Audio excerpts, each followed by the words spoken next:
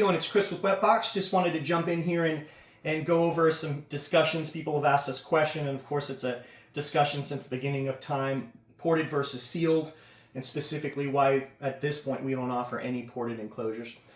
First of all, 98% of what we do are, under seat applications, behind the seat applications where there's just simply not enough airspace to be ported. Typically, for a given driver, for them to function properly, you want twice as much airspace for ported versus what is appropriate for sealed.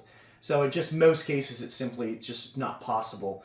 The Defender HD11 is a different example. This is the one example where, we use wood. This is the only enclosure at this point we do out of birch, a very high-grade birch, of course. But this is the one application right here where this could be ported instead of sealed. So I thought we'd share with you, why we go this way. So the arguments and debates since the beginning of time, ported versus sealed. Sealed, more musical, punchier bass because the speaker's controlled. The benefit given to ported is that at a certain frequency, you'll get a bump. You'll get more output at that frequency, typically at the lower range. These are frequencies that you choose through porting.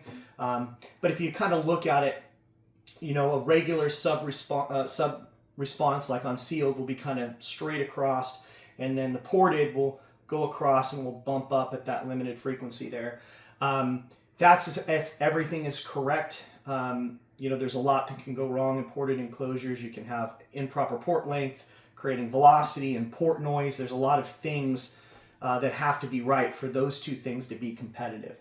But it comes down to application. So if I had a car and I've got a 10-inch and I'm trying to get the most out of that 10-inch in my trunk and I've got all the space that I need, in that application where it's almost muffled bass because it's not right with you, I'm going to choose a ported sub. But the real world application of like the Defender, for example, this is very different. In this enclosure, which is frankly as large as it can possibly be without, of course, hitting you in the back of the legs, it's tucked. This is perfect airspace for a single ported sub or two sealed subs. So that's the realistic trade-off. One ported or two sealed. So for us, if you consider, the output of those subs, the ported might have a little bump with one sub at that frequency range, but when you can have two sealed subs, you might have a little less at that little range, but you also have two subs producing that little bit less. So the question is, in that one spot, do the two subs equal what the one sub was doing with its bump? But what you can argue is that you're gaining all of the output from the other frequencies for the rest of the sub performance from two subs versus one. The other thing for us, of course, is, all weather. There's certain manufacturers where they give you a plug and you're supposed to pull over and, have my wife go out and put a plug in because I don't know how deep this puddle is and stop on the other side and pull the plug out.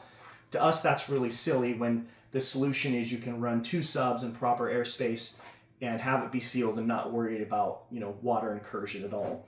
So for us, that's why we go this direction. We've got really great results, especially with the kicker subs where you have more surface area than a typical round, 20% more.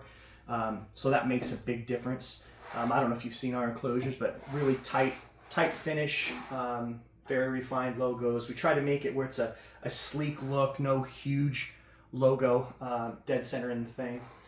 Here's our 12-inch. So this can go behind. This can go in the rear seat, passenger side, or in the driver's seat in the same position, passenger side.